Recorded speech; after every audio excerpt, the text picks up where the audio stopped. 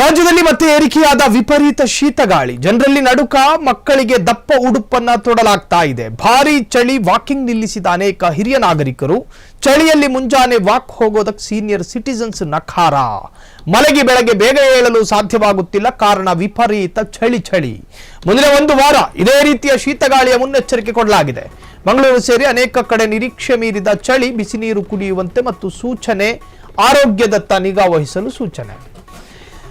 ಕರ್ನಾಟಕ ರಾಜ್ಯದ ಅನೇಕ ಕಡೆಗಳಲ್ಲಿ ವಿಪರೀತ ಚಳಿ, ಭಾರಿ ಚಳಿ, ವಾಕಿಂಗ್ ನಿಲ್ಲಿಸಿದ ಅನೇಕ ಹಿರಿಯ ನಾಗರಿಕರು. ಚಳಿಯಲ್ಲಿ ಮುಂಜಾನೆ ವಾಕ್ ಹೋಗೋದಕ್ಕೂ ಕೂಡ ಸೀನಿಯರ್ ಸಿಟಿಜನ್ಸ್ ಸಾಧ್ಯ ಆಗ್ತಾ ಇಲ್ಲ. ಮಲಗಿ ಬೆಳಗ್ಗೆ ಬೇಗ ಏಳೋದಕ್ಕೂ ಕೂಡ ಸಾಧ್ಯವಾಗುತ್ತಿಲ್ಲ, ಕಾರಣ ವಿಪರೀತ ಚಳಿ.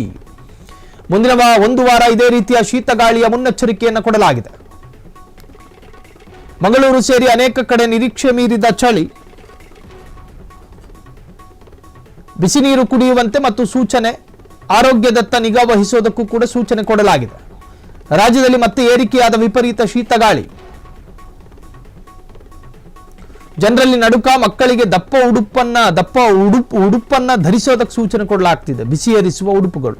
ಭಾರಿ ಚಳಿ, ವಾಕಿಂಗ್ ನಿಲ್ಲಿಸಿದ ಅನೇಕ ಹಿರಿಯ ನಾಗರಿಕರು.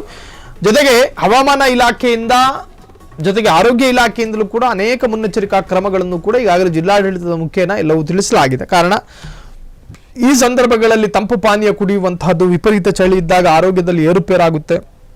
ಆ ಸಂದರ್ಭದಲ್ಲಿ ತ್ವರಿತವಾಗಿ ಟ್ರೀಟ್ಮೆಂಟ್ ಅನ್ನು ಪಡೆದುಕೊಳ್ಬೇಕು. ಅದನ್ನು ಪಡೆದುಕೊಳ್ಳದೇ ಇದ್ರೆ ಉಲ್ಬಣಗೊಳ್ಳುವ ಸಾಧ್ಯತೆಗಳಿರ್ತವೆ. ಭಾರಿ ಚಳಿ, ವಾಕಿಂಗ್ ನಿಲ್ಲಿಸಿದ ಅನೇಕ ಹಿರಿಯ ನಾಗರಿಕರು